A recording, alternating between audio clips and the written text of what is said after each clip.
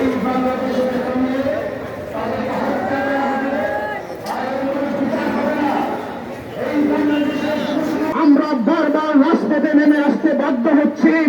বর্তমান সরকারের যে ন্যাক্কারজনক কর্মকাণ্ড ঘটছে, আজকে যে ফরিদ হাফেজ নৃশংসভাবে হত্যা বা নির্যাতিত হয়েছে, আরো অনেক মানুষ আজকে দীর্ঘদিন হওয়ার পরেও এখন পর্যন্ত সুচিন্তিত ভাবে যে কর্মকাণ্ড ঘটেছে, এর এখন পর্যন্ত আমরা কোনো সুরাহা পাচ্ছি না।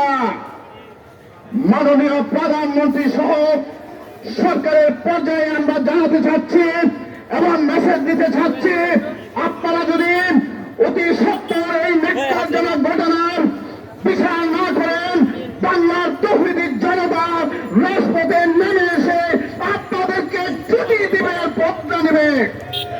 সেইভাবে মুসলমানদের একের পর এক হত্যা হচ্ছে, ভারতে যে মুসলমানদের উপর নির্যাতন হচ্ছে, আমরা এর সুদূর প্রসারের দুর্গন্ধ পাচ্ছি।